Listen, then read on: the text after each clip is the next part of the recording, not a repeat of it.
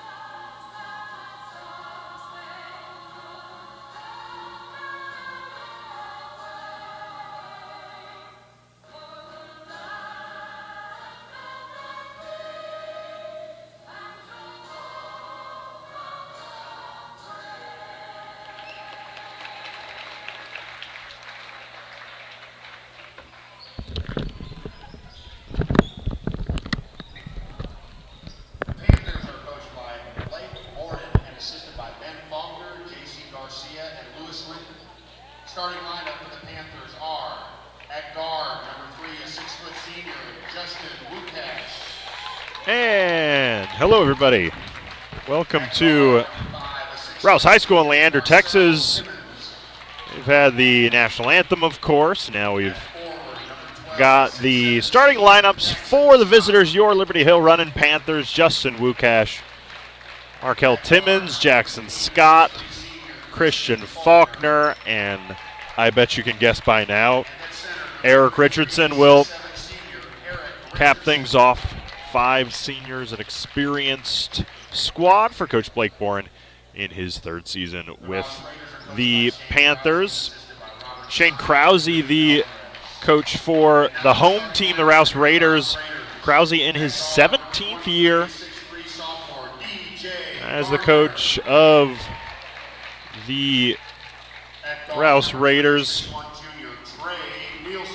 DJ Gardner, the sophomore, start things off. A junior, Trey Nielsen at guard. Amari Moore, your first senior in the lineup for the Raiders. Another senior, number 24, Luke Baldwin. And the captain for the Raiders, number 1, it's Isaac Montgomery, hugely experienced guard for Rouse, and second game in a row that the Panthers will face an Isaac Montgomery. The Leander Lions, of course, had one as well. Actually spells his name slightly differently. This Isaac Montgomery is spelled with an S in Isaac. The Isaac Montgomery on Tuesday spelled with a Z, but we'll get past semantics and get ready to go for this one. 8 straight wins for the running Panthers and a share of the district lead. After a huge victory against the district leaders on Tuesday night, the Panthers face another stiff test tonight. It's a road trip against the perennial powerhouse, the Rouse Raiders, who maybe are not what they have been the last couple seasons, but they sure are still big-time program in District 25 5A. Thanks for joining us tonight on Vype Live. My name is Adam Mueller. So glad to be with you as Amore will fire away. Jackson Scott, big rebound down there for the Panthers, and Markel Timmons will push things. Eric Richardson, we'll see a lot of man-to-man tonight Richardson off the glass, couldn't get it to go. So those big fellas for the Panthers could have some good matchups. This is Moore again in the corners. Long, Scott tips it to himself. Now the Panthers will push, and that pass too far for Richardson. So we know that the Raiders will play a physical man-to-man defense, something, of course, the Panthers don't practice a lot against, but again, could be exploited. I'm sure Coach Boren has worked on it in practice, especially with that size advantage. Scott and Richardson both at about 6'7". Don't think there's anybody over 6'5" for the Raiders. Here's probably their tallest guy, and that's DJ Gardner, standout sophomore, who puts it in. My name is Adam Mueller. Glad to be with you. We've hit the midway point in the district season. Well, just about the midway point. After tonight, everybody will have played everybody at least once. Talked about the physicality. Timmons spins, had to adjust. Markell got it to go, though. Contorted his body to put that one in. First bucket of the game for the Panthers, and Raiders get it down quickly. DJ Gardner, look out for him. Again, like I said, a sophomore. He's got the first 5 for the Raiders, couple minutes into the game. Richardson's got the ball around the wing. It's a tough spot for the big fella. You see that press man, right? Nielsen on Timmons. Oh, Scott, good pump fake. Could have gone back up. Uses his body. No good. Baldwin, decent defense. And now he'll push with the right hand. And Amari Moore thought about it for one extra step and traveled. 5-2 early advantage. Colin Schultz and Jacob McLeod in the game as Wukash and Richardson come out. There you go. That's that man-to-man, right? And what can you do? Probably get some high pick and roll, right? Little backstream from McLeod. Again, lots of physicality. Look for those back screens. Look for those back cuts. When the defense presses so high, oftentimes they can overcommit. Timmons likes this matchup against Nielsen. In some trouble, though, fading away. It's a tough shot. Schultz snuck around Gardner, but crowded out in the middle. And the Panthers will reset.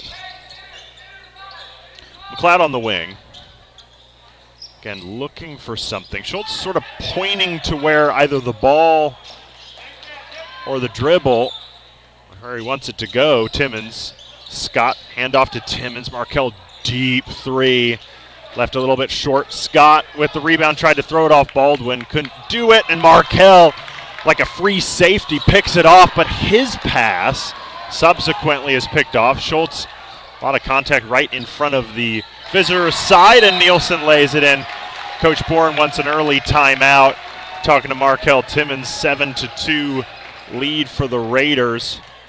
And let's see if it's a full timeout or just the 30-second timeout here, as we don't have clock yet. About halfway through this first quarter.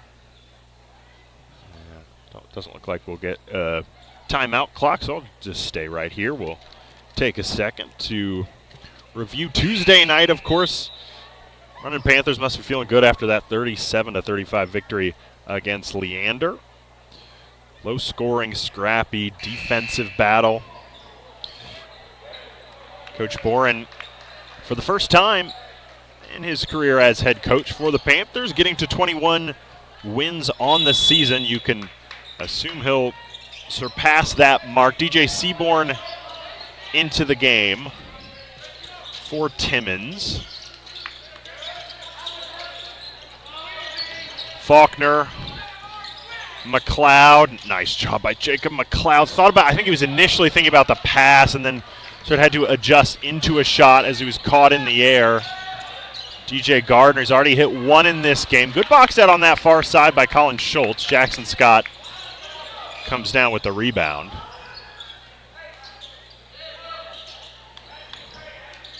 Scott at the top, senior captain for the Panthers. Schultz has it on the outside. God, love to have those big guys down low. Nielsen Certainly pushed off there. Good call by the referee on the far side. 3:51 to go. Cole Borden in the game for the first time, checking in for Christian Faulkner. And Timmons will come back in for Seaborn. Eric Richardson in for Jackson Scott. So a host of substitutions sort of made last minute there by Coach Boren.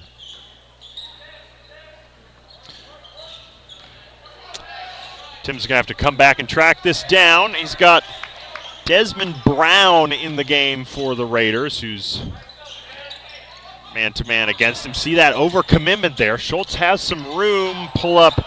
Couldn't get it to hit. As soon as you get that advantage right in the man-to-man, want to attack the basket. Gardner's been really good early on. Two big fellas can't get it between the two of them. Now Baldwin with the rebound puts it in. Second chance opportunities, especially on the offensive rebound. Difficult thing to concede, especially when you have the size advantage. Back screen for Timmons. Cole Borden at the top here. Timmons gets it to Richardson. Use that footwork, big fella. Left hand, no good. Under 3 minutes now. Baldwin, Brown, lost the ball to Timmons. Now opportunity for Markel to push on that transition. Got to be a foul call, and he gets it. Markel Timmons will go to the free throw line. Markel had 13 to lead the Panthers on Tuesday night. Jackson Scott had 10. Colin Schultz only had 4, but he had the 2 final baskets of the game. The clinchers. The winning points for the Panthers. All 3 points so far in this one scored by Timmons. Wukash and Scott back in.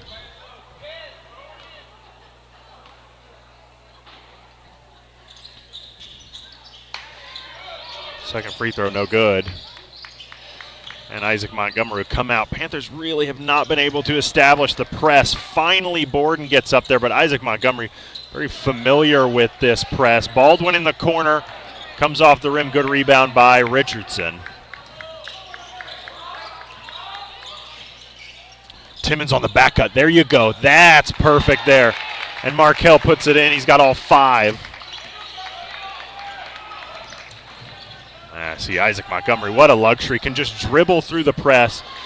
I don't think you hate DJ Gardner shooting from down in that corner. Came off the Panthers. But you see on that offensive possession, right? Markel Timmons passes it and then doesn't wait, right? Defense. It's just that moment where the defense is sort of looking, following the pass, keep moving, make the cut wide open inside. Montgomery with the little jumper there, sort of awkward from the wing. Malik Ediobio is also in there for the Raiders.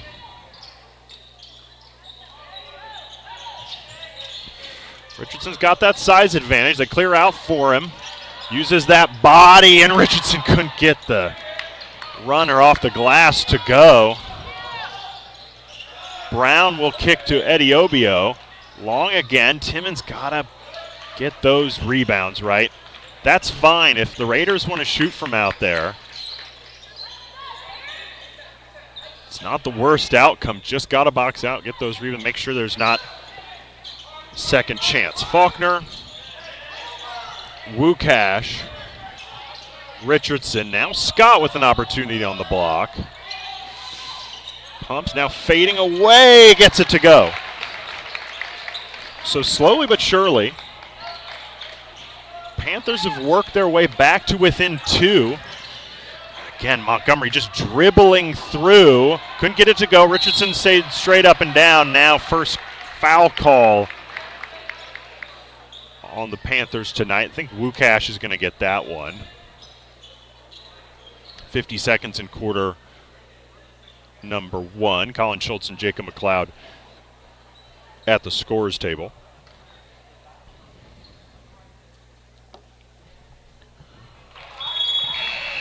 Luke Baldwin, the senior, knocks down the free throw.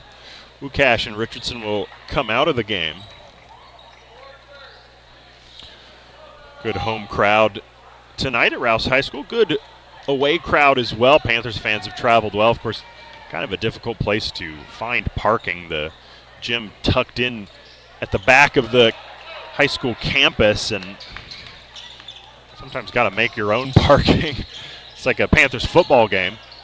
You just park anywhere there's space. 11-7, Schultz almost threw it away. Faulkner gets it to Timmons. You see that aggressive man-to-man. Timmons needs some help, and Nielsen did really well.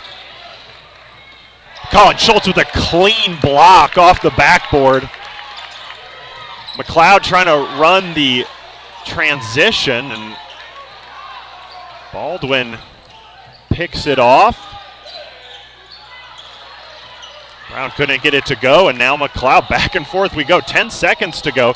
Timmons wants to go up and under. A little too much spin on that. Faulkner couldn't tip the ball in. We've got 5 seconds left. Nielsen's going to have to heave it up, or he'll just drive to the basket. That's short, so back and forth and back and forth.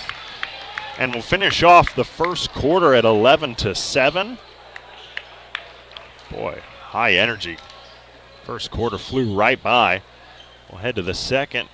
Raiders with that 4-point advantage.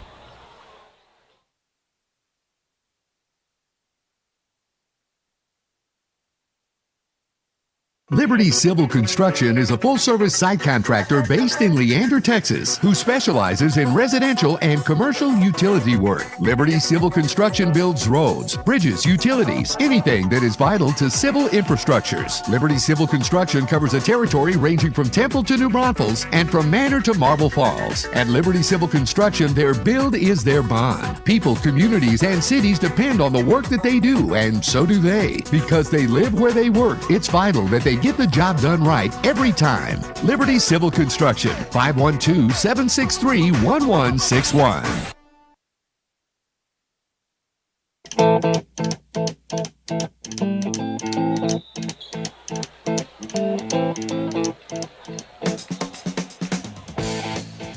Into quarter number 2 we go.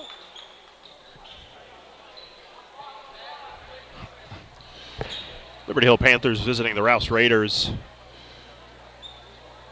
Markel Timmons 5 points in that first quarter. Jackson Scott added a couple more. 2 captains trying to get it done for the Panthers, who had a good spell where the game sort of slowed down in the middle of that first quarter. And there's a little too much contact by Nielsen at the top of the key. Interesting, they've switched Nielsen, the guard, to Eric Richardson. Especially when DJ Gardner's not in the game. And Nielsen comes out. I do wonder if Nielsen's in some foul trouble here. That might have been his second. We don't have the same indicators here at Rouse High School that we do at the Panthers' den.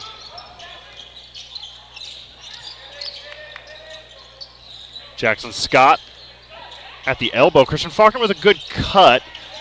DJ Gardner shifts over, and Baldwin stood his ground, and Jackson Scott's going to be called for 3 seconds. So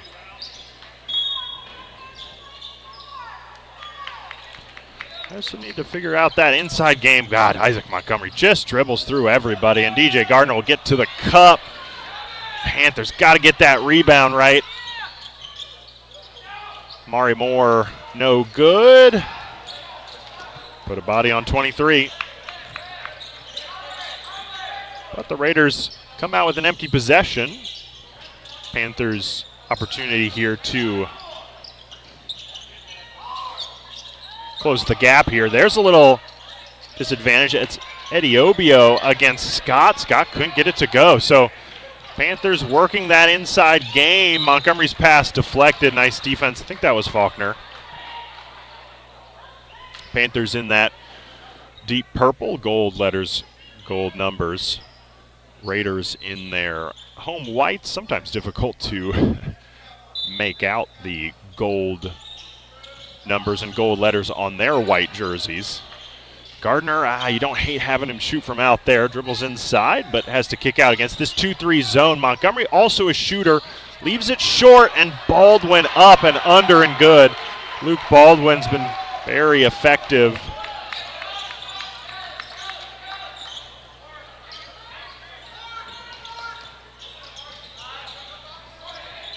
on the offensive glass. Faulkner over by Montgomery. Scott's got some room, spun back into the defender and couldn't get the sky hook to go. Panthers desperately need some production from the big fellas. That was Eddie Obio. Excuse me, that's Amari Brown. Mixing up all the names here. That's Amari Moore, number 11. Another senior for the Raiders. Well, Tuesday night was really about opposites. The Panthers, certainly a team that likes to push the ball, we know of course, and Leander, more of a half-court squad. Panthers able to adjust to that and sort of play the game at the Lions' pace while still getting the victory. Rouse a little bit more difficult to figure out. They, of course, are a half-court man-to-man press team, and just as I say half-court, Gardner and Montgomery press up on Timmons. It's just going to be sort of a shadow man-to-man. Make Markel Timmons dribble the ball all the way down the floor. Panthers need something on offense. Schultz, McLeod's comes around a screen.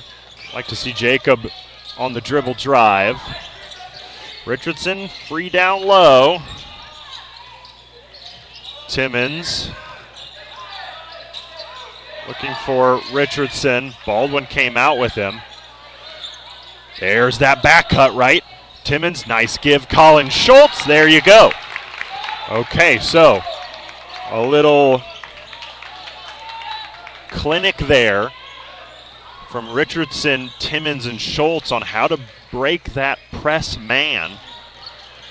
Easier said than done. Montgomery hasn't been able to find his footing offensively. Jacob McLeod gets the board. 5 minutes to go in this second quarter. McLeod on the wing. Jacob to Richardson. Look for those back cuts. Oh, McLeod had a good idea there. Now he wants to work it on Aiden Davis, who's in there. And now pass picked off by DJ Gardner. Cole Borden, I was going to say, thought he did enough. But Gardner uses that size. And the Raiders extend the advantage. Coach Boren get his guys together, try and figure out the solution. It's difficult. Raiders team 17-9 here in the second quarter. Thank you to one of our buzzer beater sponsors, Globe Theater in Bertram, Texas, a hometown hideaway established in 1935, blends modern conveniences with historic Art Deco architecture. The Globe Theater now features live music, classic movies, and special events. Come out for the day, the night, or the weekend. This is a must-see destination in the Hill Country. Globe Theater, 132 West Vaughn Street, Bertram, Texas. Online at globetheatertx.com.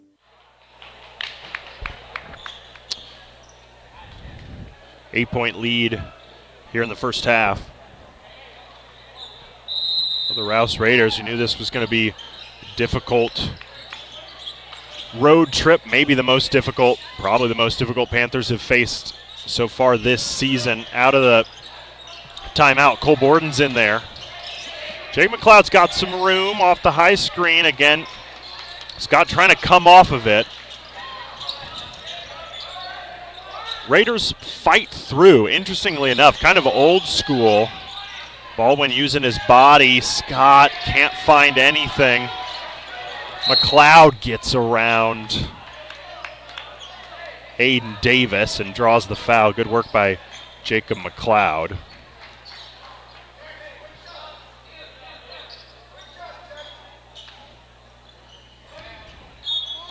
I think his work rate and attacking prowess will make McLeod a good player in this kind of game. How about that?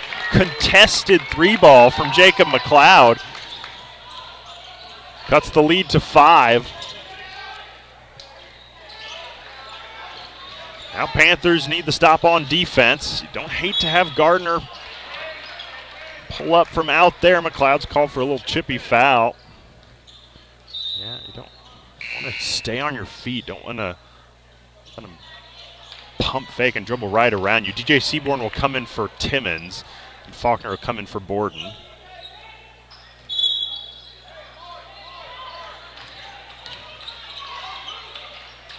Montgomery, Moore. Another deep three for Amari Moore. Knocks this one down, though.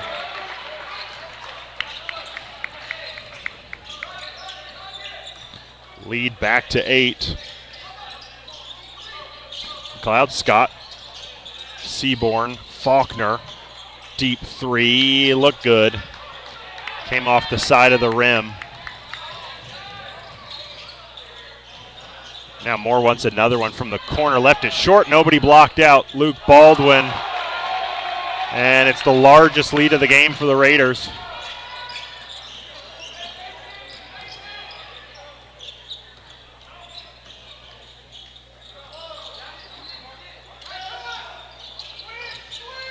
Scott got the mismatch here. If he can set up down low, he's got Moore, the guard, on him. Yeah, that right, perfect spot. The Raiders did a nice job switching. Baldwin back on it. That's a good little baby hook from Jackson. Scott's got 4. Sometimes it looks so simple, right? Montgomery dribbles through a couple people to DJ Gardner in the corner. Cans the 3 ball.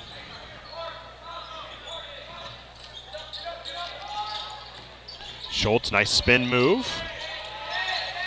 Works against Gardner, and there's another 3-second. Thought that was a little bit faster, that call, than the previous one. 2:12 to go. Second quarter. Pretty mild January evening tonight. Of course, we're inside at the gym, but I think we'll creep below 60 here in Leander as the Raiders move from the left of your screen to the right here. Thanks for joining us this evening. Of course, happy 2025. Hope it's been a good couple weeks in the new year. Panthers have started the year off well. DJ Gardner on the pull-up, and Colin Schultz with the rebound.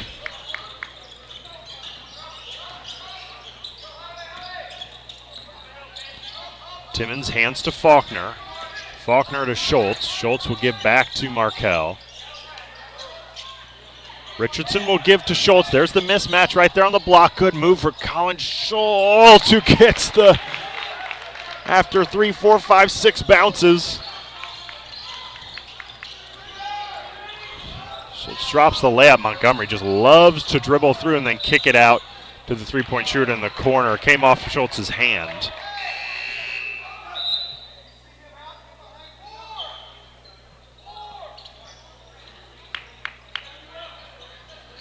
Jackson Scott back in there with Richardson, Wukash, Faulkner, and Timmons.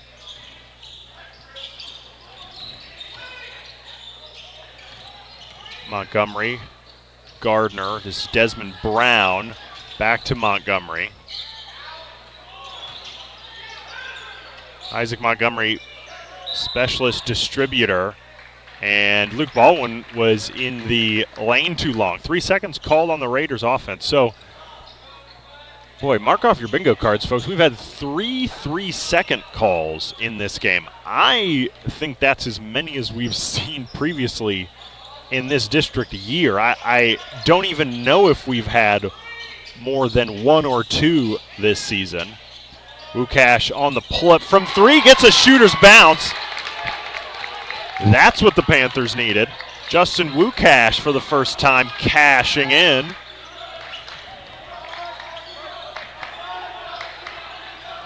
And the D-up call for the first time from the Panthers bench. 20 seconds to go in half number 1, quarter number 2. Montgomery's going to hold for the last shot. Panthers as close as they've been in a while with this 6-point advantage. It was as many as 11. And that's going to be more with the 3. Still 5 seconds for Markell. He can get all the way to the basket and does draw the foul with about a second and a half to go. Nice aggressive play from Markel Timmons. You know, you see a lot of guys as the clock is expiring pull up way before they need to. But Timmons, efficient, uses up all that clock that's left and will bring the Panthers as close as they've been since the first quarter.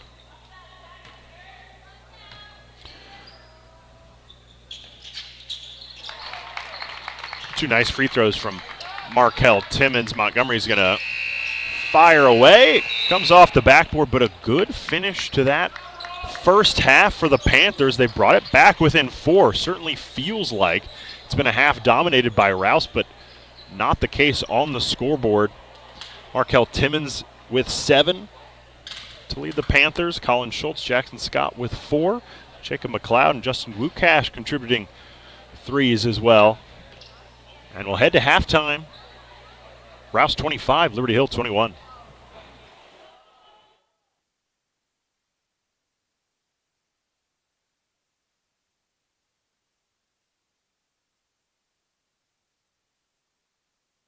Thank you to one of our buzzer beater sponsors, The Standard on Vaughn, a beautiful restaurant located in the heart of Bertram, Texas, featuring a full mixology bar and menu offerings including hand select and house cut steaks. They also offer private parties and event space.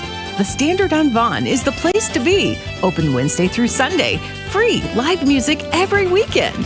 The Standard on Vaughn, 145 East Vaughn Street, Bertram, Texas. TheStandardOnVaughn.com.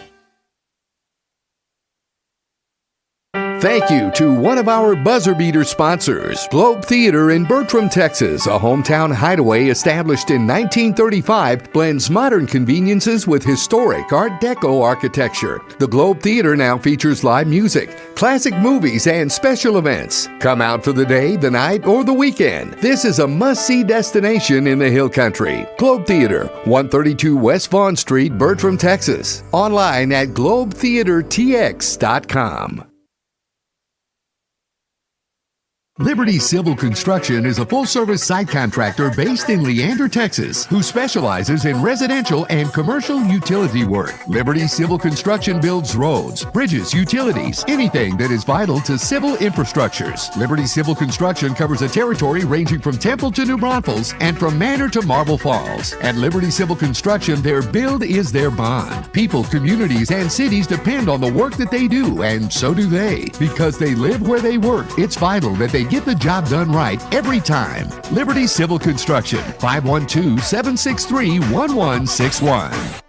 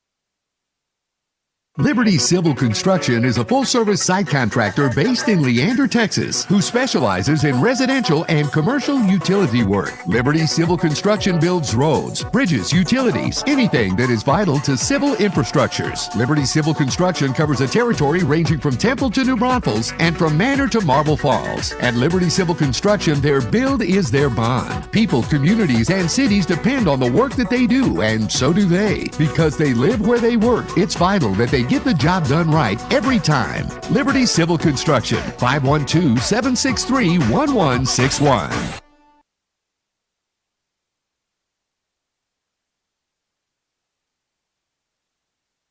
Thank you to one of our buzzer beater sponsors, Globe Theater in Bertram, Texas, a hometown hideaway established in 1935, blends modern conveniences with historic Art Deco architecture. The Globe Theater now features live music, classic movies, and special events. Come out for the day, the night, or the weekend. This is a must-see destination in the Hill Country. Globe Theater, 132 West Vaughn Street, Bertram, Texas. Online at globetheatertx.com. Thank you to one of our buzzer beater sponsors, The Standard on Vaughn, a beautiful restaurant located in the heart of Bertram, Texas, featuring a full mixology bar and menu offerings including hand-select and house-cut steaks. They also offer private parties and event space. The Standard on Vaughn is the place to be. Open Wednesday through Sunday. Free live music every weekend. The Standard on Vaughn, 145 East Vaughn Street, Bertram, Texas. TheStandardOnVaughn.com.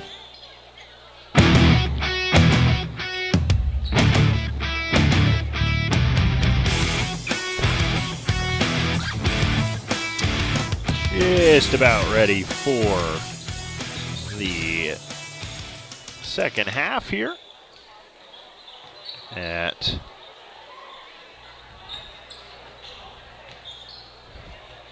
Rouse High School here in Leander, Texas. Thank you to the Liberty Hill Running Panthers Basketball Booster Club, and of course the sponsors who you've heard from already tonight. Part of getting those sponsors in, I get to use my music transitions as well. Little ZZ Top, little heavy metal. We'll explore more of our options here as the season goes on. That's always a fun thing to get into. But let's get back to basketball now as the Panthers come out of the locker room. Won't have a ton of time to warm up before the second half. Coach Bourne with a lot to say. The Raiders were out early, 2 or 3 minutes still left in the halftime break, and they got some layup lines in.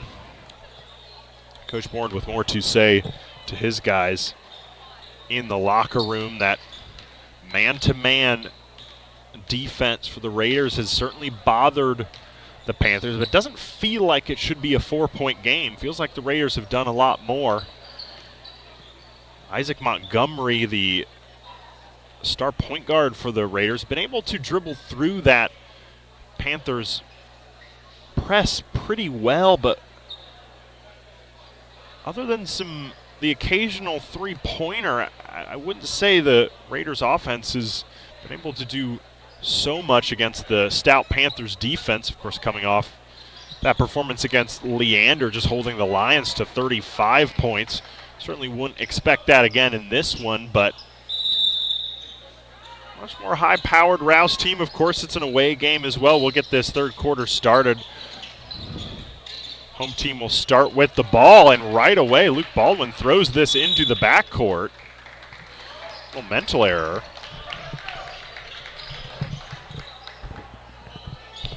From senior to senior there, and Panthers get the free possession.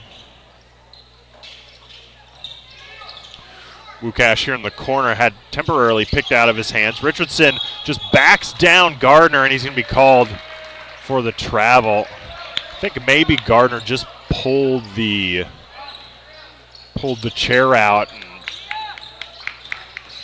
Eric just maybe took the extra step. Another turnover here is Faulkner. Will now give to Timmons on the fast break. Markell couldn't get the fast break layup to go in. Love to see a jump stop in that situation. Just control. Luke Baldwin for three, all the way around the rim several times. and it does fall. All that is to say, the Raiders have extended the lead to 7 again. Richardson with the left hand, tries to go up strong. Jackson Scott will come down with it.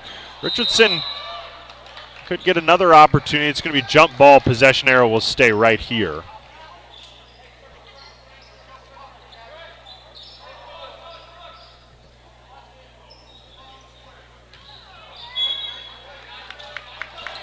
Liberty Hill 21-5 on the season. As we said, Coach Bourne, first time he's got to that 21 win mark. Richardson went down as well as Nielsen, and Timmons used the space to hit the jumper. Markel's got 8. Raiders really push this press, don't they? And another so 3 turnovers in the second half already. I think it's more than we saw all the first half, as Raiders look a little bit asleep here to start this third quarter. Faulkner caught the ball in the corner. Richardson again catches out front, gives to Faulkner. Love to see Christian get involved more. That's a good pass to Richardson. Uses the body well, couldn't get it to go. He's going to go back up again. Scott, third attempt, couldn't get a handle on it. Baldwin will try and push. Some room here for Moore, who will pull up for 3 again. Don't hate that. Don't hate that if you're the Panthers. Markel wants to push. He'll pull up off the back of the rim and will head the other way. More to Gardner. Again, a Raiders player pulling for 3, and again a miss. So not the worst outcome. Timmons wants to head back the other way. Maybe just a quick breather. Scott on Baldwin. Spins. Couldn't get it to go. Richardson knocked it out of Gardner's hand initially. Big fella's got to get back now. Montgomery will push the pace, and he'll be fouled by Faulkner. 5:37 in the third. 5-1 in district after Panthers defeating Leander Lions. Of course, Leander considered by the Austin American-Statesman to be the top ranked 5A team in the Austin area, so that was quite the accomplishment. Montgomery long on the free throw.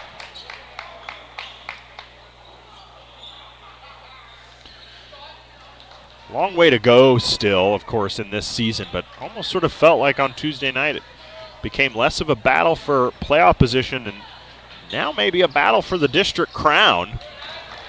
Certainly don't want to get ahead of ourselves too much, though. 6-point advantage for the Raiders as Montgomery knocks down that second free throw. Timmons, Richardson, Scott. Nice back cut from Faulkner. Love that. Love that.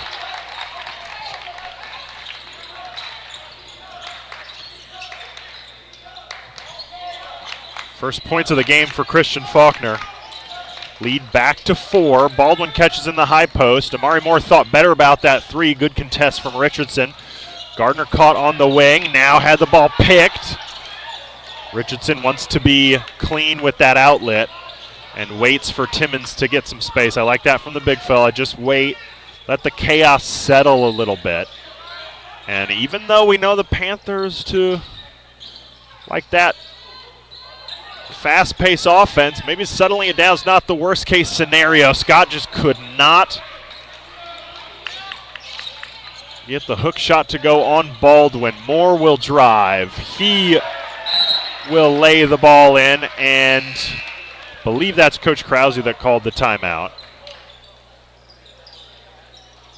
That'll be a full timeout. So we'll step away here about halfway through this third quarter.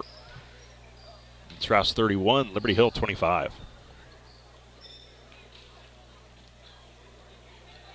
Liberty Civil Construction is a full-service site contractor based in Leander, Texas, who specializes in residential and commercial utility work. Liberty Civil Construction builds roads, bridges, utilities, anything that is vital to civil infrastructures. Liberty Civil Construction covers a territory ranging from Temple to New Braunfels and from Manor to Marble Falls. At Liberty Civil Construction, their build is their bond. People, communities, and cities depend on the work that they do, and so do they. Because they live where they work, it's vital that they get the job done right every time. Liberty Civil Construction, 512-763-1161.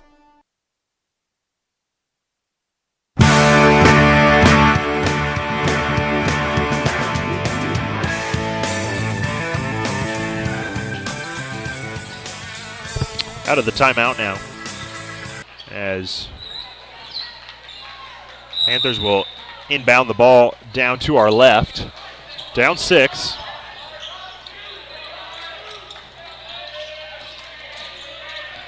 Here, about 4 minutes left in the third quarter. Christian Faulkner handling the ball with Markel Timmons out of the game. Cole Borden and Colin Schultz also in there, along with Jacob McLeod. And, of course, Jackson Scott with the rock right now. Good pass to Schultz, who just couldn't quite handle it, then knocked it out of the hands of Gardner. Good idea. I love the idea.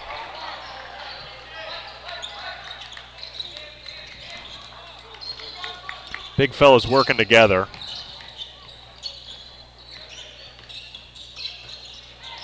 Montgomery again almost turned the ball over. Schultz got a piece. There's more on the 3.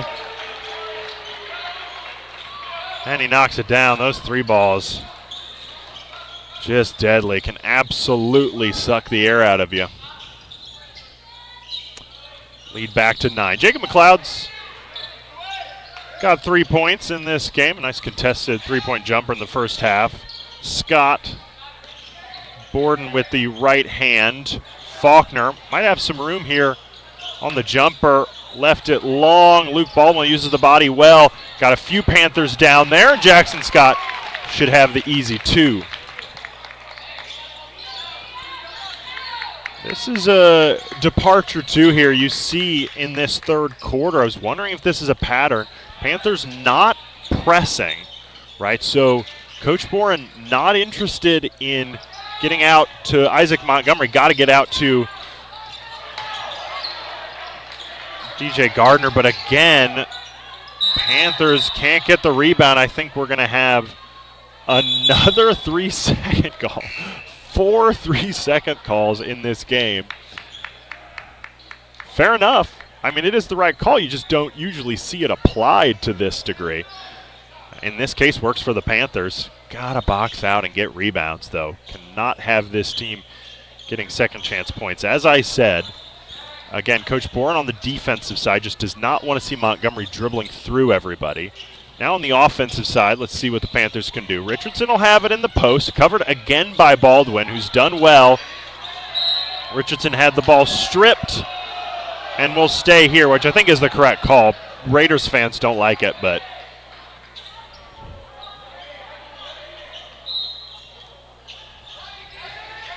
you stay here. Oh, Timmons had the inbound tipped by Brown. Desmond Brown on the fast break. Baldwin will fire from 3 way long. Gotta have a rebound. Lucky there are the Panthers that Wukash tracks it down. Jacob McLeod's got some room. He'll swing to Wukash, who had to catch it right at his feet. It's always tougher to shoot. Colin Schultz tipped it to himself and will put it in. Colin Schultz had a good game in the minutes that he's played. He's got 6. Lead down to 5.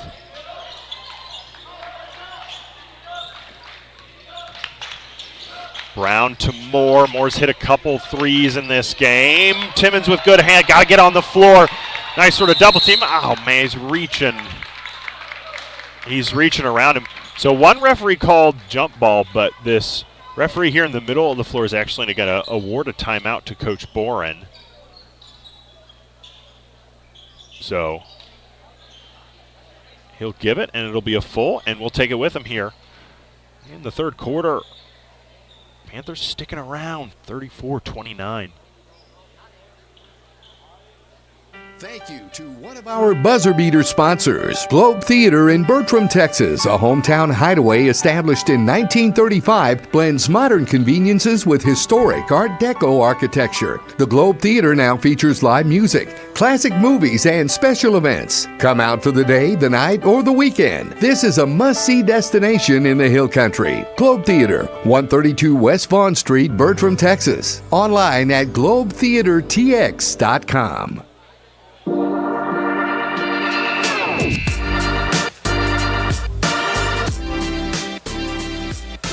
34-29 after the timeout for the Panthers. Of course, last year Panthers lost twice to this Rouse team. Only by 7 at home, but then away was much more difficult. 14-point win for the Raiders. Of course, nothing to be ashamed of. Rouse was the undefeated district champions, so all the way to the regional finals in the playoffs. Markel Timmons will fire the 3 off the handoff from Eric Richardson. Same 5 out there for Liberty Hill. Now the fast break for Rouse. This will be Eddie Obio, who couldn't get the runner to fall, but I think Jackson Scott's going to be called for the foul.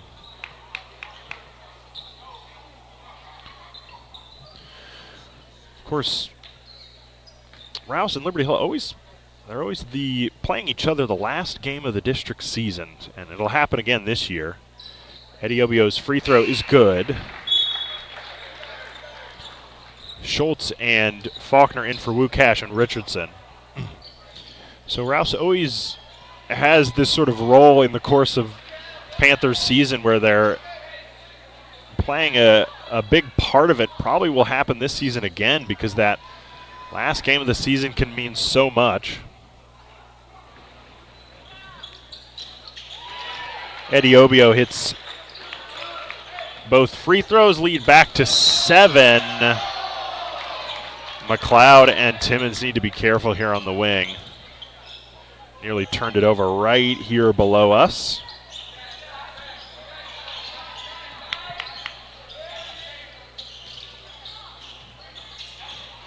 Nice drive by McLeod, and the jump stop. No, they got him for the travel. God, it's fundamentally such a good move from Jacob McLeod. Minute left here in the third quarter. Just got to hold your nerve as guys come flying in around you. You know, guys who have gone for your pump fake, for your jump stop. Again, easier said than done. Looks like Rouse and head coach Shane Krause is going to hold for that last shot again. They're going to use up all this final minute. Timmons is out there.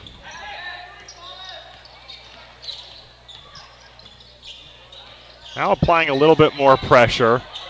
Panthers come out to it a little bit more, being aggressive. Gardner, Montgomery, Schultz is out there, so more into that 3-2 defense, and Baldwin is fouled down low with about 6 seconds to go. Three-way tie at the top of this district. Liberty Hill, Leander, Rouse, all at 5-1. Rouse actually beat Glenn on Tuesday at Glenn, 69-55. Not a score I think a lot of people were expecting. So Glenn has fallen to 4-2. That's your top 4 in the district.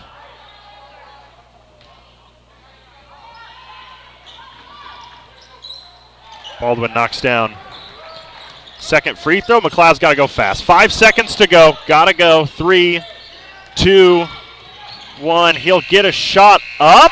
Count it.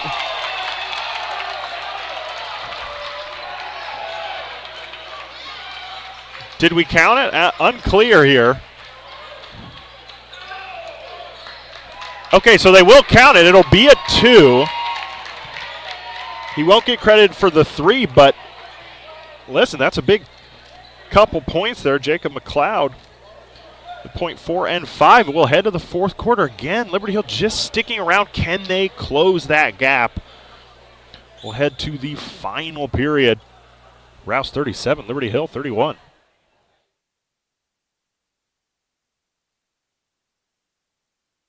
Thank you to one of our buzzer beater sponsors, The Standard on Vaughn, a beautiful restaurant located in the heart of Bertram, Texas, featuring a full mixology bar and menu offerings including hand select and house cut steaks. They also offer private parties and event space.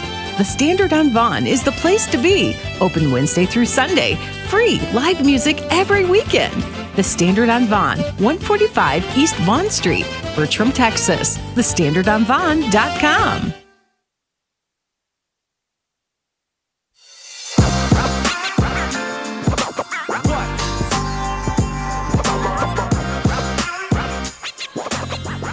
Head to the fourth quarter. And Liberty Hill running Panthers right there. 37-31. At times, feels like Rouse is going to pull away, but Panthers a tough team, determined team. Some question about whose ball it is. Head referee is explaining to Coach Boren here. It's a Rouse team, as I said, 5-1 in district, 18-8 overall. Certainly not as dominant as they've been the last couple seasons. And Montgomery heads to the floor, jump ball. Well, we just had Rouse start with the ball, so we'll be headed the other way to Liberty Hill. Now, was there a timeout awarded? Shane Krause is complaining, but our head referee, our female referee here, she pointed pretty clearly to out of bounds on the side, no jump ball given. Timmons takes a lot of contact. Faulkner had to catch a laser on the sideline. Scott hands off to Markell and took an extra step. Just trying to establish himself, did take that extra shuffle of the feet. Just when you think the Panthers are going to bring it back.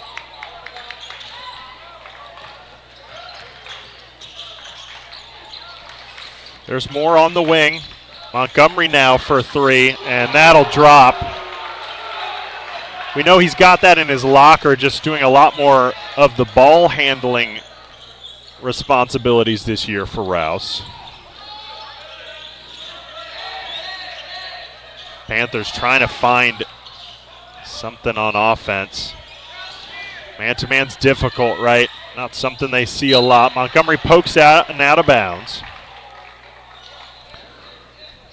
Rouse early in the district season with close wins against Cedar Park and Hayes. Nice back up there by Colin Schultz, who's been so good underneath the basket.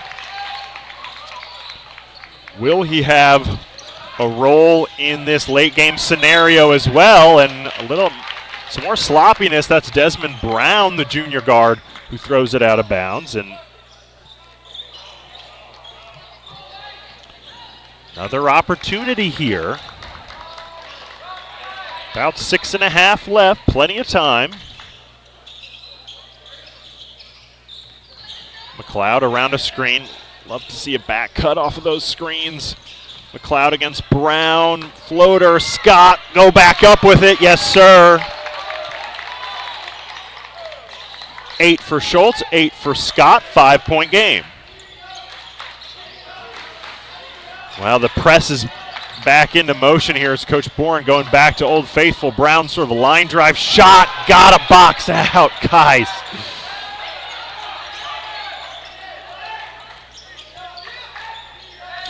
Faulkner almost got a piece of that. More to the basket. Fully blocked by Scott and then gets stuck in between rim and backboard. Isaac Montgomery, maybe one of the shortest guys on the court, will slap it out. God, there's been a couple of clean blocks in this game. First Colin Schultz in the first half, and now Jackson Scott.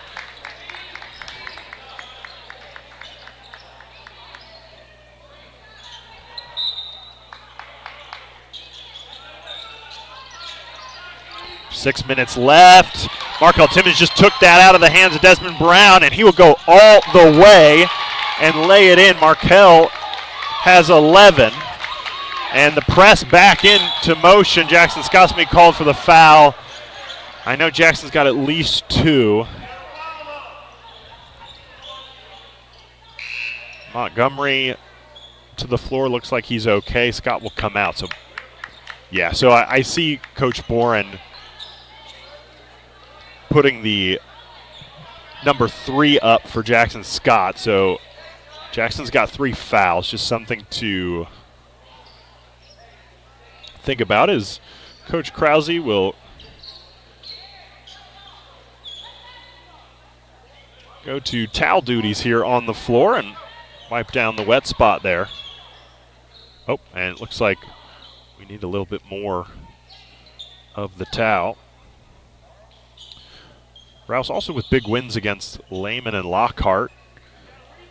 In similar fashion to what we saw from the Panthers. But again, the standout victory is that big victory at Glenn. Montgomery really wants to give it to Gardner in the corner. That must be his specialty spot. Good hands from Colin Schultz. Here we go. 3-point game. Panthers can get within one or tie. Here's Richardson on the block against the smaller Gardner again. Lost his footing and traveled.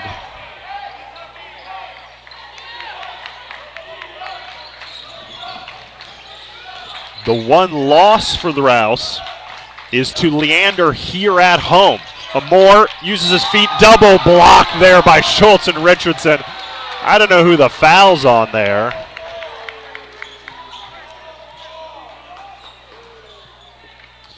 I think the block was definitely clean. I think there may have been some contact right before Moore put up the shot. His free throw's off the mark.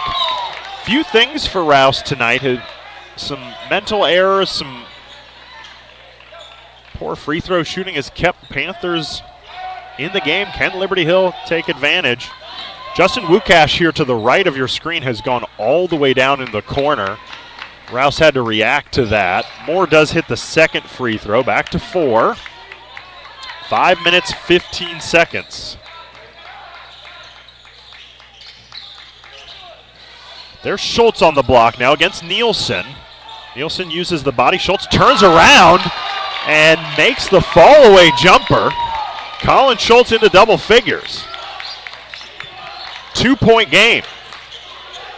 Close as Panthers have been since quarter number 1, I believe, and Luke Baldwin lost that off his knee.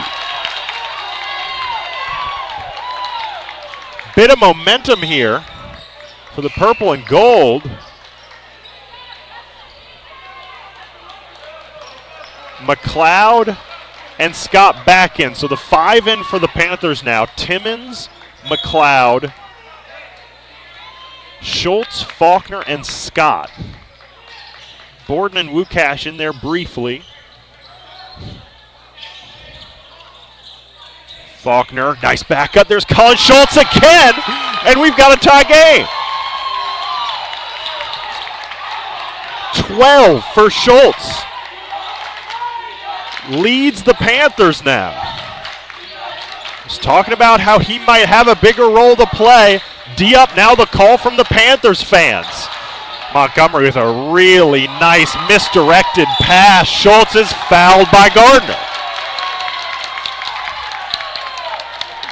Sure, you can hear the Panthers fans around me.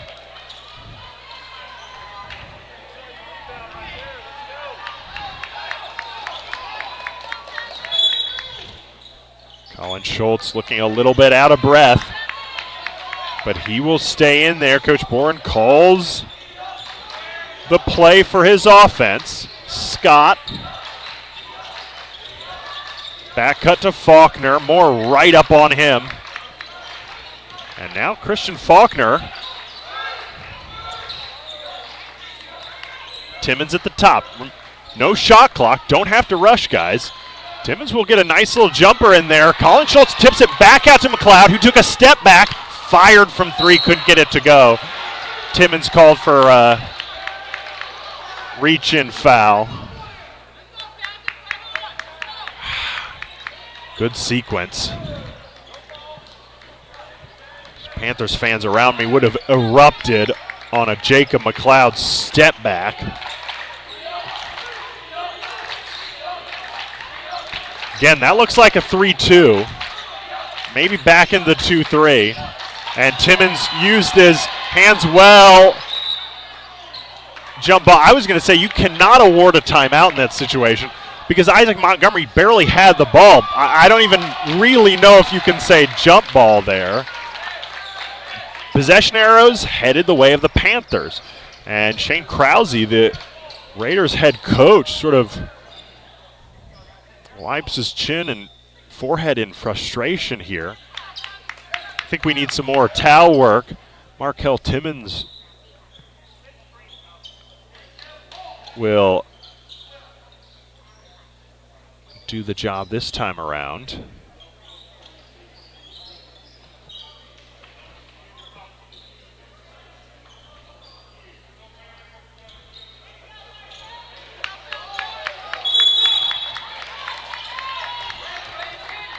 .3:15, fourth quarter, tied game.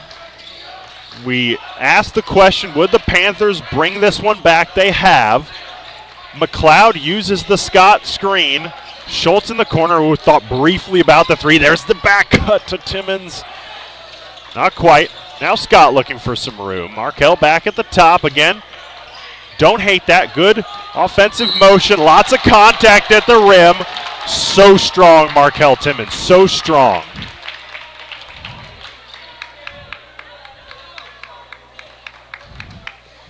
Got the foul call, and Markel to the free throw line. Couple shots.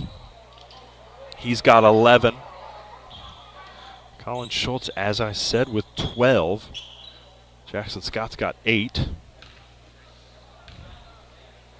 Panthers clear out that lane. And nothing but net. And for the first time since the first quarter, running Panthers have the lead.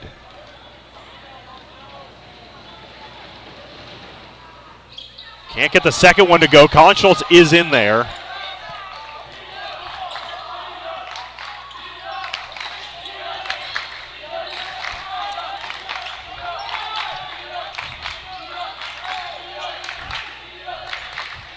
Two and a half left.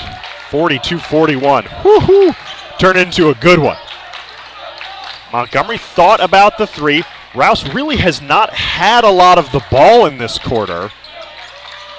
Nielsen will give it to Moore, who missed the three. Big rebound from Faulkner, and another jump ball this time will stay here on the home end. And Coach Krause will call a timeout. We'll stay right here with 2:15 to go. Don't know if it's full or 30. I think it's a full timeout. I'll still stay here. Minute to come off the clock. We look forward before we finish off this one. On Tuesday, back at the Panthers Den. I'll be with you as we start that second cycle of district games, as the Panthers will take on the Lockhart Lions at home. That's Tuesday, January 21st. Then, week from now, Friday, another big one, and we'll be here in Leander again, opposite side of 183, as the Panthers visit the Glen Grizzlies. Of course, the Grizzlies, the only team that's beaten the Panthers in district so far.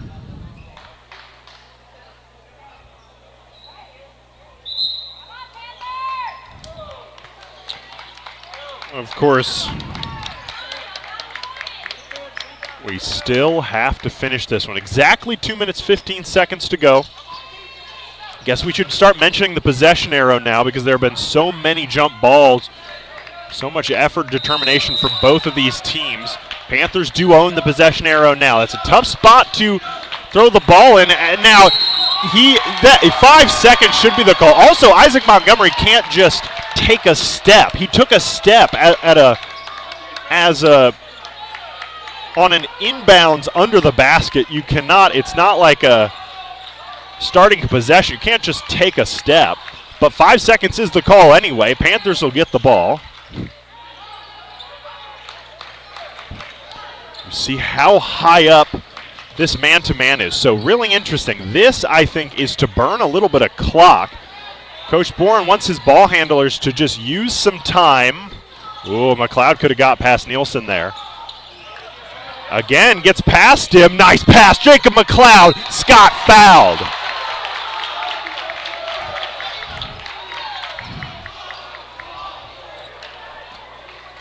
the star sophomore, with the responsibility of handling the ball late in the game against a senior. Thought he did that so well. Dribbled through the middle, gave it to his big man who was fouled. Scott's free throw at the first attempt, no good.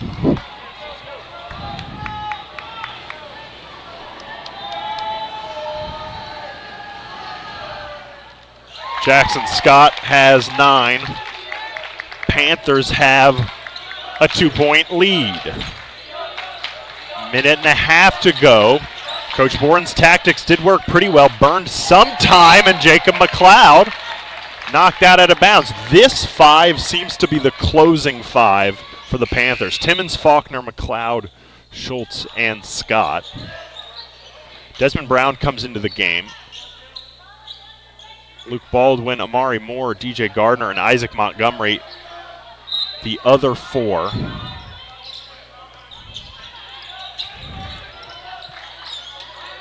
Almost like a box and one, this defense. I think it's a 3-2. Brown, all of a sudden the Raiders very stagnant on offense. Can't find anything. Montgomery kicking out to Gardner in the corner. Floater, short. Got to get some rebound. We got bodies on the floor again. Colin Schultz's hands are so good. And Coach Boren slips a timeout in there with a minute 5 seconds and a 2-point lead. Whew. Take a breath, folks. Another thriller for the Panthers, but they've shown already this season they can close these games out. Perfect example, of course, is Tuesday night. Most of this game, though, Liberty Hill has not had the lead. Tuesday was back and forth. I would say 85% of this game seems like Rouse has been in control. They've sort of kept a buffer, 4, 5, 6 points. The fourth quarter, everything has changed. As the Panthers have started to figure out that man defense. Big fellas getting involved. Colin Schultz, Jackson Scott, of course, Jacob McLeod, star sophomore. About a minute left, 1 minute 5 seconds to be exact, 2-point lead. They will inbound right here in front and under us. Faulkner will inbound. Scott will be wide open here. That's a tough spot to catch the ball. Need to get it across now. And Timmons will do that. Oh, Markel. And again, just trying to hold McLeod. Got to be careful in those corners. There's the trap. And Baldwin with the steal and got it to Moore. Timmons affected the shot enough. Oh, call for the foul. So what Rouse did differently there on defense is that they did actually double team. They came up and trapped and double teamed. They hadn't done that on the previous possession. Amari Moore's got a couple big free throws. Makes the first one. 43.3 seconds.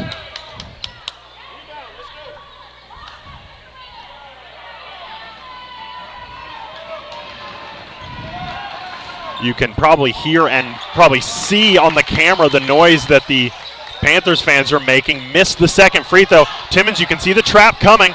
He's got to get around it. He tried to call timeout.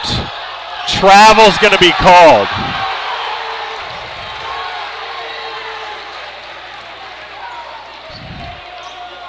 Can't just clear out like that and leave your point guard alone. Got to help him out. Now Shane Krause will call a timeout. Scott and Schultz look at each other.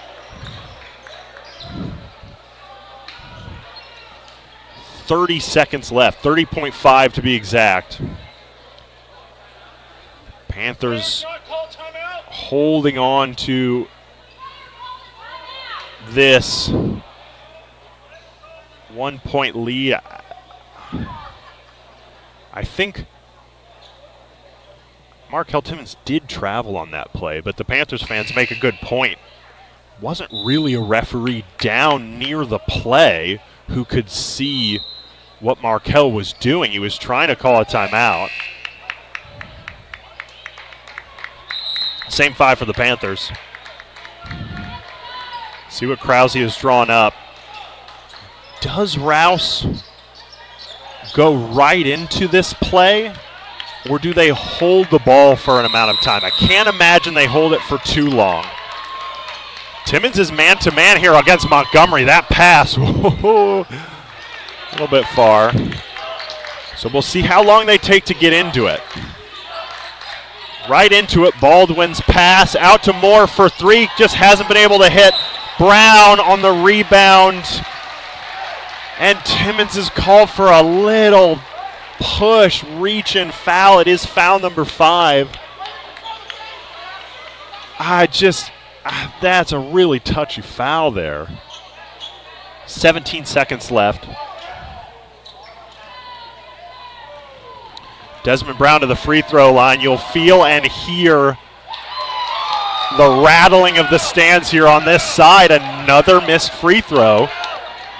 Panthers maintaining the lead for now. There's that rattling. You'll see it on your screen here. 2 missed free throws. Good box out. Timmons has got the ball. Probably got a foul now. Markel in some trouble. The foul will be called. It's team foul number 4. No shots. Coach Bourne says, Jackson Scott, go throw the ball in here.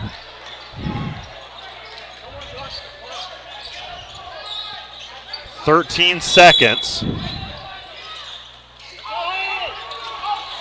Faulkner, Scott in some trouble. Wow, 5 seconds. God, that seemed fast. Now a 30-second timeout called by Krause. Man, seen a lot of interesting calls tonight. I think these refs generally have been good. We've seen some, questionable officiating. We, of course, appreciate the officials coming out here. Wouldn't be able to play the game without them, but just interesting tonight. Seen 3 seconds called 4 times. We've seen 5-second counts. But, of course, by the letter of the law.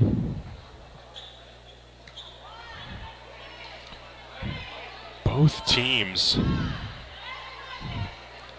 struggling to keep their composures late in the game. Don't have it up on the scoreboard at the moment, but I believe there's about 13 and a half seconds left. Raiders will inbound on the baseline, down here to our left.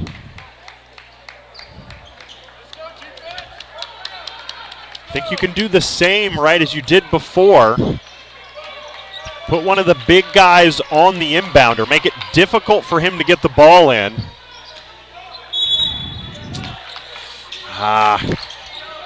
Coach Bourne elects not to do that. More on the drive. Markel Timmons called for a foul. How many is that on Markel? 8 seconds left. Again, free throw. I think one of the coaching assistants there showed 4 fingers. Might be 4 fouls on Markel Timmons. More big free throws here. And Amari Moore knocks it down. All tied up. 8 seconds to go. I think Coach Bourne's got 1 timeout left. 2 enormous free throws by Amari Moore. Timmons has got to go. I think Coach Bourne wants the timeout. Yeah, and he gets it.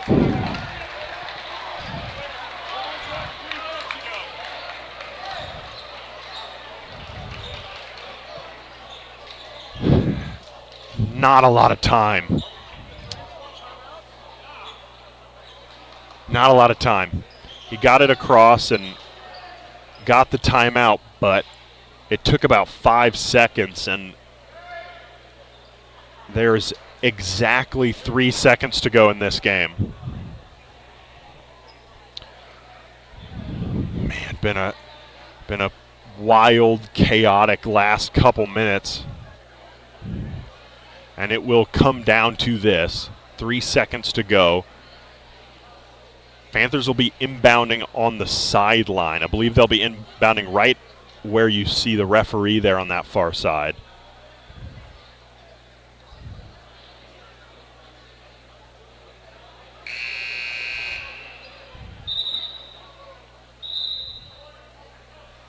It is not necessarily an easy place to inbound the ball.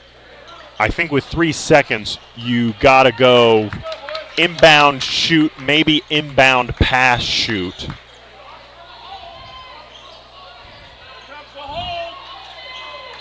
Four team fouls on Rouse, so another foul and there should be free throws.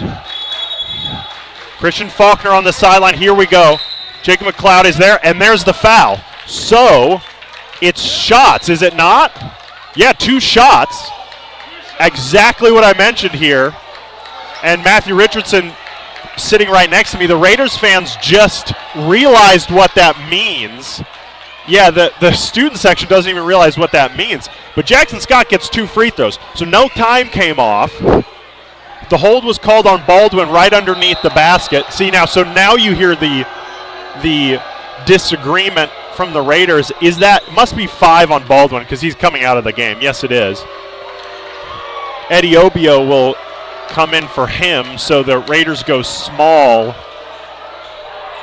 And Jackson Scott with the 2 biggest free throws of the season so far for the Panthers. Huge noise from the home crowd, and Scott misses the first one.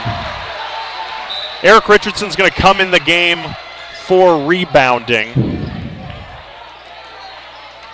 And may have a chance at this, especially with Desmond Brown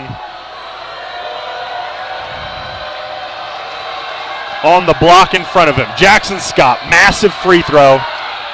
Knocks it down. We got a tie game. Inbound from Brown. Gets it to Montgomery. He'll shoot from half court, and it's no good. Short. And we've got extra basketball. Hoy. Wow. Just sort of a moment of realization here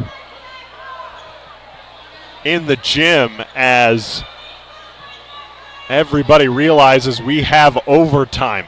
How about the clutch free throw, though, from Jackson Scott? Puts him into double figures and ties the game up with 3 seconds to go. Montgomery's heave from half court was short. We've got a little extra basketball to play in this game. The clock will go to 4 minutes in the extra period.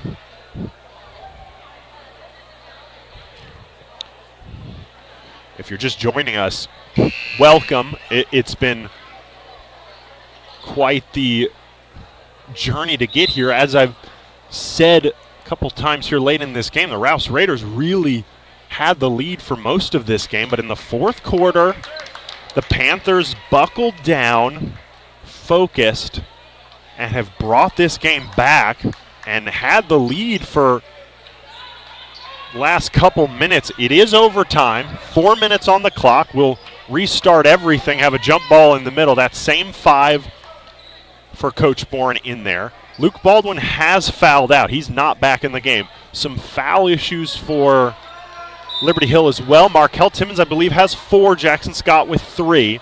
Gardner and Scott in the middle. And both guys trying to push that jump ball. Desmond Brown gets it. And Montgomery will reset at the top. So, overtimes can be interesting. I would say Liberty Hill probably had the momentum in that fourth quarter until things sort of slowed down. Eddie Obio, no good. Scott, no good. Gardner will give the Raiders the lead. And now Timmons throws it away on the sideline. Montgomery and Schultz call for the foul and the bucket for Isaac Montgomery.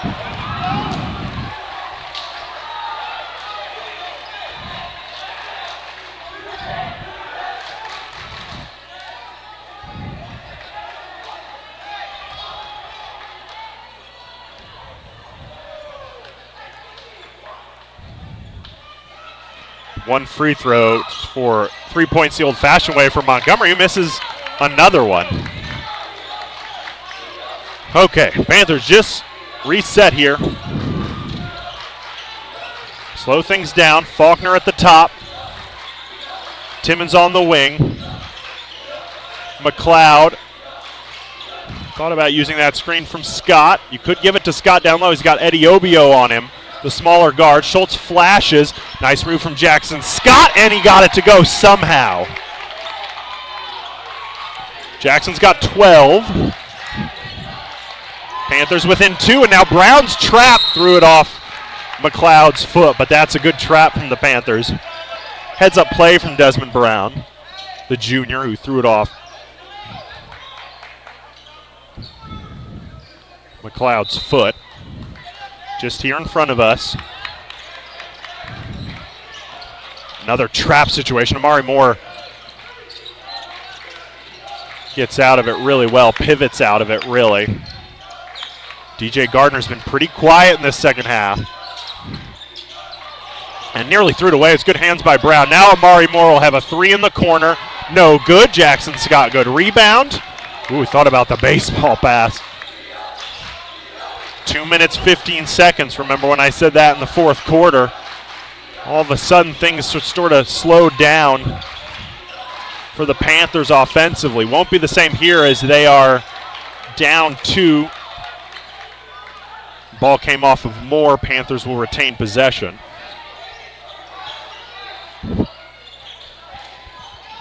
Scott's got it against Eddie Obio. Use that size advantage. Spins and had it partially blocked and fouled, so Jackson Scott more big free throws.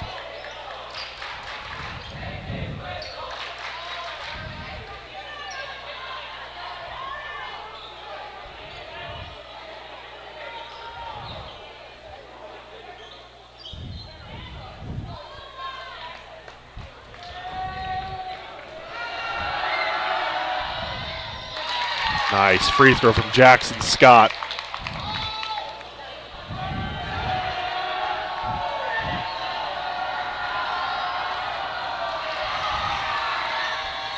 Two big free throws. Jackson Scott, he's tied the game again.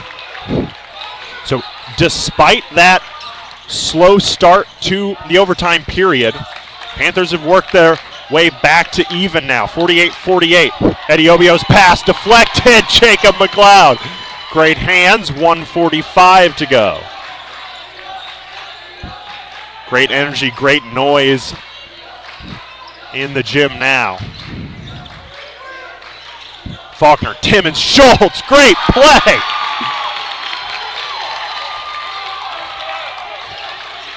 $14 for Colin, Panthers with the lead again.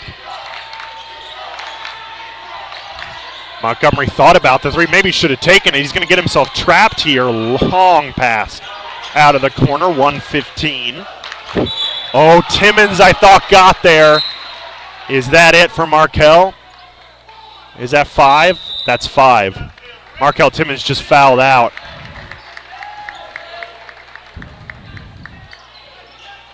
Justin Wukash into the game. So 2 key players, 1 for either team, fouled out, and more free throw shooting issues for Rouse.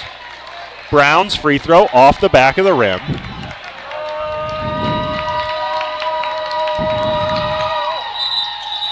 And now lane violation will be called on the Raiders. So neither one was good, neither one will count. Now, who handles the ball for the Panthers with Markel Timmons fouled out of this game? You would expect it to be Christian Faulkner. Gets it in the corner there. Nice job by Christian to sort of get under. Jacob McLeod needs to go, and Panthers will get it across. Minute to go. Wukash in the corner. Oh, dribble baseline, sometime dangerous, but uses his vision really well. McLeod, Faulkner, really good spacing from the Panthers. This has really been difficult for the Raiders to handle, and the clock just keeps running. 45 seconds. Christian Faulkner will go to the free throw line.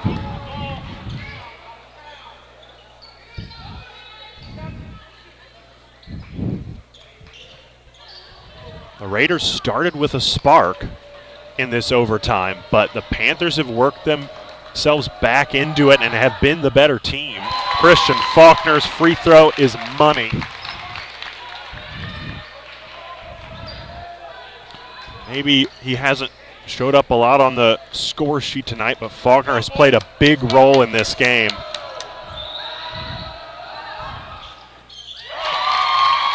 Including 2 big free throws. 4-point advantage is the biggest the Panthers have had in a while. McLeod got a piece of that pass. Eddie Obio swings it out to Gardner in the corner. His 3 is good. Raiders cut it back to 1. First time we've heard from Gardner in a long time. Faulkner looked like he was fouled. The ball just about gets to Schultz. And now the foul is called with 22 seconds to go. Eddie Obio. That's Malik Eddie Obio called for the foul. Cole Borden now will come to the scorer's table.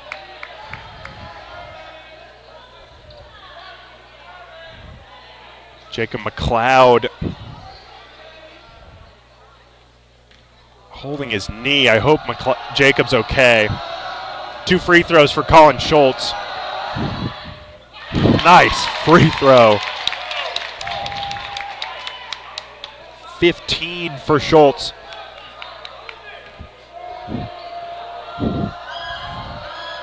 Two-point advantage. Can he make it 3?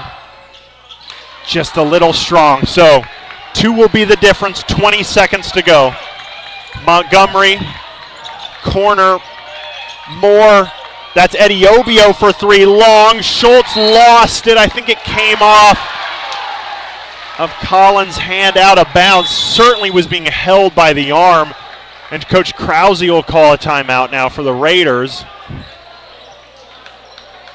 Again, it's good defense. You'll take that. An Eddie Obio 3 from the corner. Not somebody who's done a lot of scoring in this game. We've got less than 10 seconds. I think it's about 9.75 in this overtime period. Panthers grasping onto this 2-point advantage. You'd think it's just one more stop, right? One more defensive stop, and the Panthers will come out of this with a victory, but still got to execute, still got to do it. Again, it'll be an inbound underneath the basket.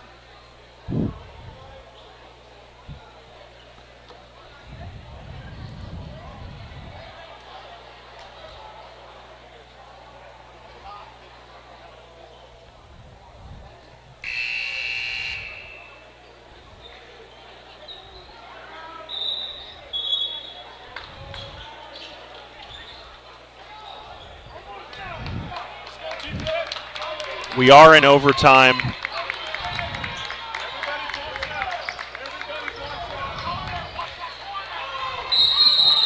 .75 seconds. DJ Gardner's alone in that far corner. Cole Borden had an eye on him.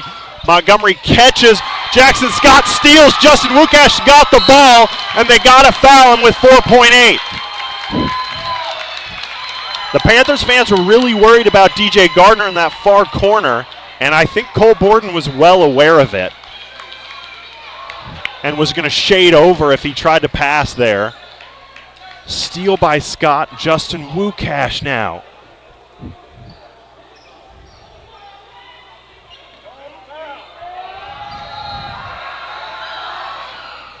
Knocks down the free throw. Justin's got 4 in this game, a huge free throw. 4.8 seconds. This one to put it away. Long. Gardner, he's got barely any time. And Coach Krause calls a timeout with 2.8. Now, Gardner didn't get the ball. Gardner didn't get the ball across half court.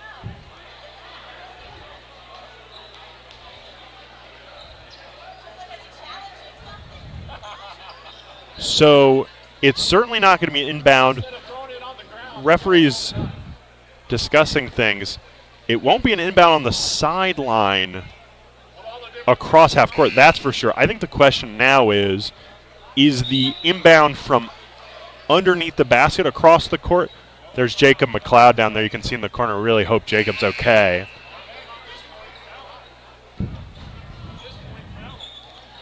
It is a three-point game. You could think about fouling.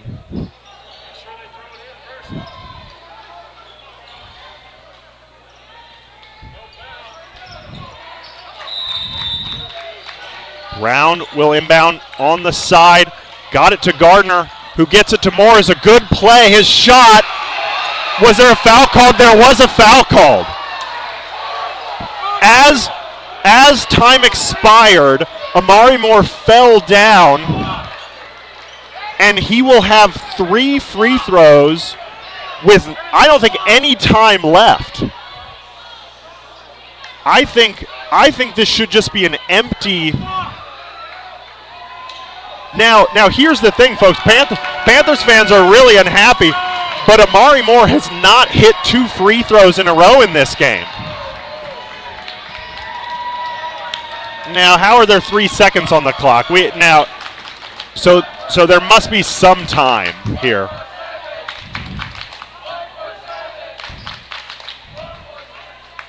I don't know if they can do that. They're trying to set the clock, and this is just giving Amari Moore even more time to sort of think about these free throws.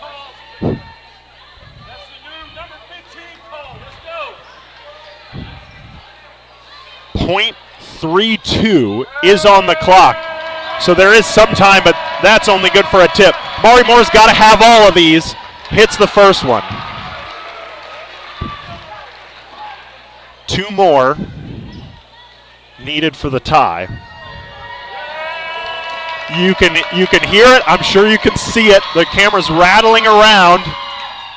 Boy, oh boy, hits the second one as well. Wow.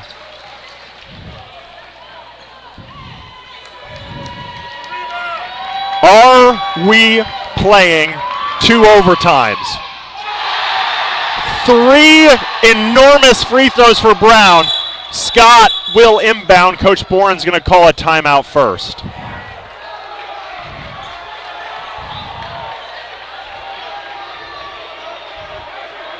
Oh my goodness.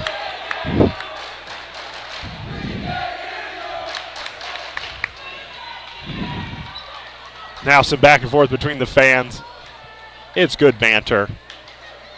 54-54 in the overtime number 1. There is .32 seconds left in this game. And Panthers have to inbound from underneath their own basket. Now they can run up and down, so that's an opportunity. Coach Boren calling some sort of play, which is going to involve a baseball pass, full court. Pretty much all you can do is catch and shoot. In fact, that is literally all you can do. Barely that.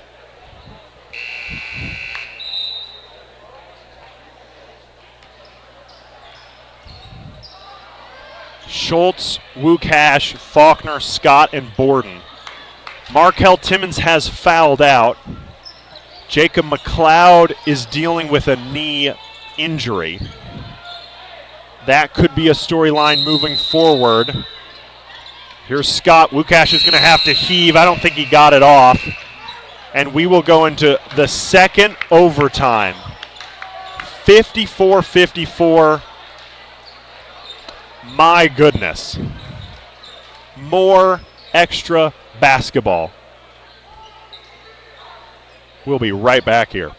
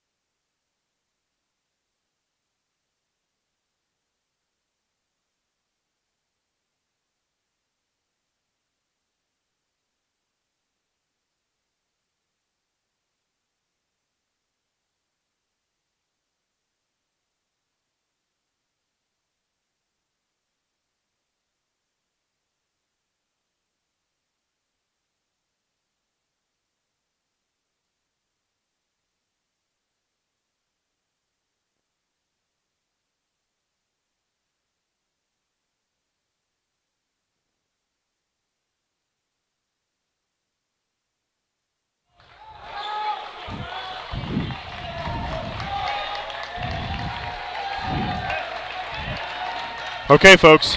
So I was just trying to fix that scoreboard there so you could actually see what period we're in. We are in double overtime. And again, some things to think about right now. Luke Baldwin has fouled out for the Rouse Raiders, but I think more importantly for the Liberty Hill Panthers, Markel Timmons has fouled out. Jacob McLeod came out of the game with an injury. Two key players for the Panthers no longer in this game.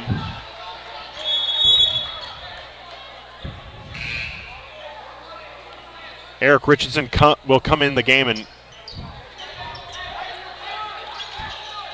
the Panthers will go big. Scott from Richardson, get in there! Big man to big man. And it'll be the bucket and the foul for Jackson Scott. 16 for Jackson. Couldn't hit the free throw, though. I think that's where you have to go if you're the Panthers in this double overtime. Two of your key guards out of this game. Amari Moore will shoot the three. No good. Big fella's got to be in there. Wukash grabs the rebound and will push. Jackson Scott's open down here. Fouled.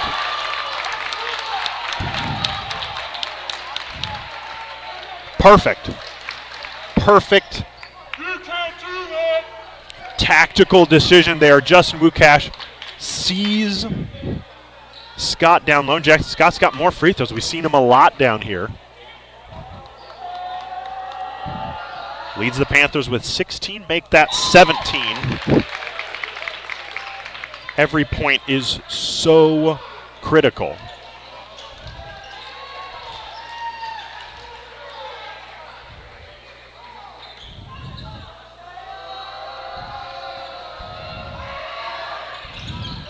Left it a little short. Schultz got the rebound. And Faulkner can hold. I like that. No need to hurry. Christian Faulkner is going to be handling the ball a lot, I think, here in this second overtime. Wukash around a screen. Here comes Richardson. Montgomery almost got there. There's going to be a free body here. Faulkner. Schultz. Again, three of the big guys there.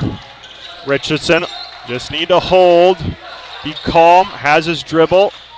And gets it to Faulkner. Scott sets up down low against Montgomery's foul by Nielsen. Christian Faulkner's going to have a few free throws. Second overtime's working really well. Every foul, I believe, is shots.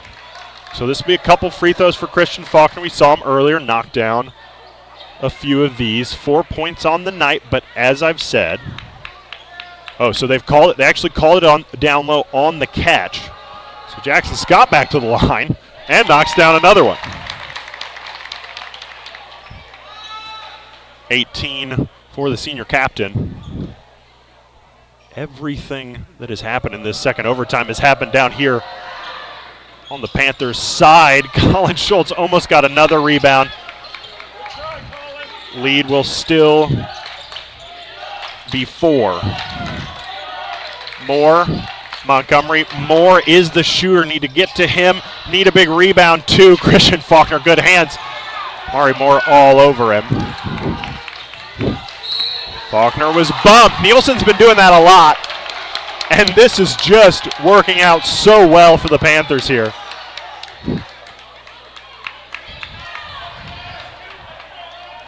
The only thing better would be to score at the end of a longer possession that burns some clock. 2 minutes, 34 seconds in overtime number 2.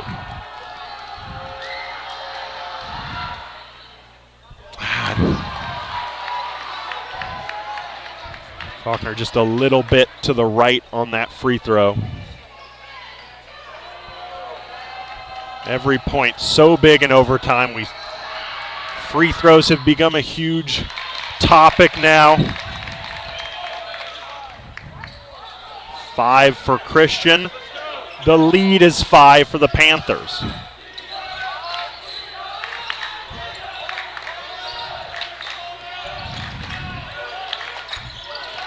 What an absolute barn burner, folks. This is as exciting as it gets. Isaac Montgomery, no good.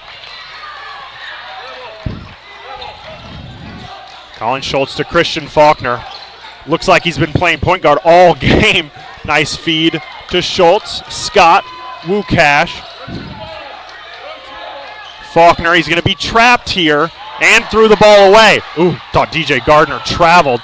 Montgomery to the bucket. Richardson tried to stay straight up, called for the foul, 156. Go to the ball.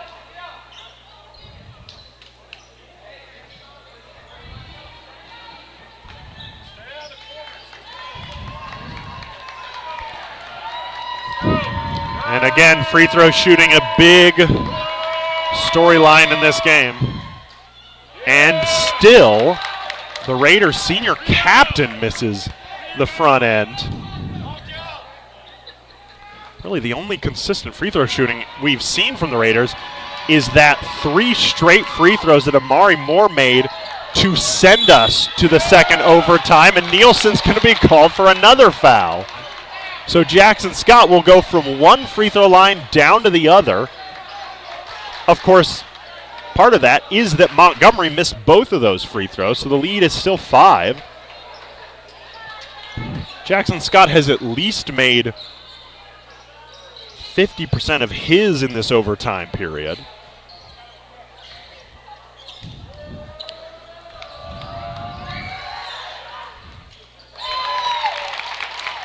Nice one from Scott. 6-point lead. Boy, that is as big a lead I think the Panthers have had in this game. If I'm not mistaken, that's the biggest lead of the game for the Panthers. Make it 7. Jackson Scott has 20 points.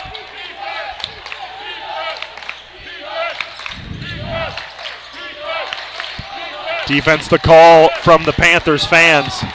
7-point lead. No Markel Timmons, no Jacob McLeod. This post-heavy lineup is working for the Panthers. Moore almost lost the ball. Gardner pump fakes, fires away short, comes off of Richardson's head, but bounces perfectly to Jackson Scott, who got it to Faulkner. Long ball, Richardson, Schultz under the basket. Don't need to go up with it. Nice play there by Colin Schultz. Gets it back out to Christian Faulkner. 1:15 to go, and another foul. Incredible resilience here from the Panthers. Letting everything come to them in this second overtime period. Not forcing anything. And this is one of those things we've been talking about. Faulkner's free throw is money. 8-point advantage. This team just has something different about them where they can close out these games. They're not afraid of the moment. Faulkner hit both. The lead is 9. Ediobio for 3 long. Richardson tried to get the rebound. Scott had his pocket picked, and somehow the ball will stay here with the Raiders. Still a 9-point advantage. Under a minute to go here. 55 seconds. Rouse has just sort of resorted to chunking threes. Schultz, Montgomery, ball just bouncing around underneath the bucket. Nielsen's floater. No good, but lots of time came off. 46 seconds. We gotta walk the ball. Let's go.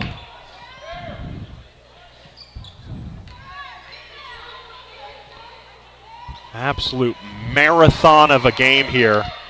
And Nielsen knocks down his first free throw. They will have to press. They will have to foul.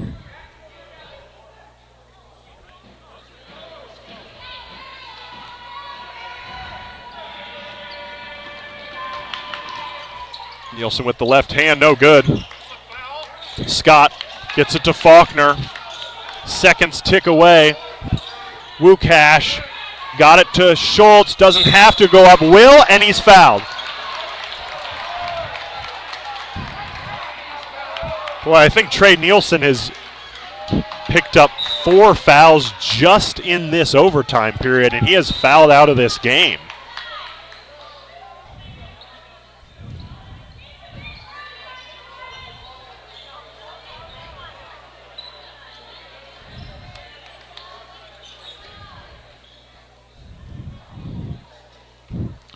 Colin Schultz from the free throw line knocks it down. 16 for Colin. Free throw shooting from the Panthers has been better, and that's been a huge, huge difference maker. The lead is 10, as big as it's been in this game. Just need to stay straight up on defense. Moore is going to fire from 3, does knock it down. Should be too little too late here. 23 seconds. Schultz in the corner. Colin's got to do some ball handling. Faulkner's got to get it over the line. I think we've got another foul call, or do we have a timeout here? I think there was a foul call, but we also have a timeout. 18 seconds to go. Panthers will be shooting free throws and a 7-point advantage. Full timeout. Folks, I'm just going to get a drink of water. Amazing here.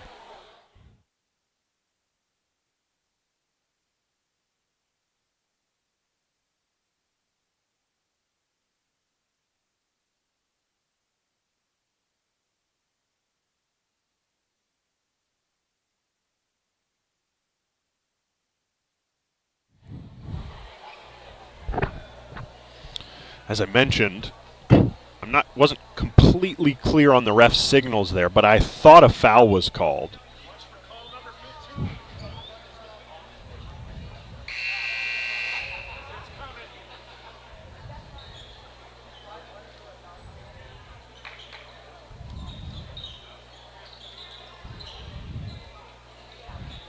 JV won in a thriller just before this game, and it looks like the Panthers,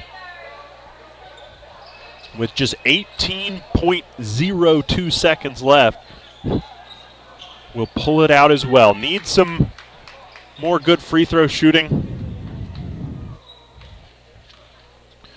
Christian Faulkner to the line. It's in and out, literally the definition of in and out. Halfway down.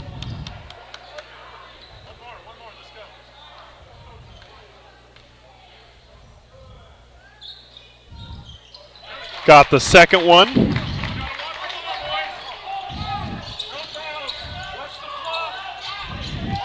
Gardner is going to fire away. No good. Brown with the board. Raiders, the pull-up 2 is good. Lead to 6, 3, 2, 1. And the Liberty Hill running Panthers in 2 overtimes have come into Rouse and beat the Rouse Raiders. It took nearly 2 hours and 2 overtimes, but they've absolutely done it. And this team just keeps getting better and better. Amazing game, folks. Hope you've enjoyed it. Jackson Scott had 20. Colin Schultz with 17. Unbelievable effort. The Panthers at least will still be tied for the lead in District 25 5A. And just an incredible game tonight. Hope you've enjoyed it. My name has been Adam Mueller. Thanks for joining us tonight on Vype Live. What a game. We will say good night. Your final from Leander. Liberty Hill 66, Rouse 60. Thanks, everybody.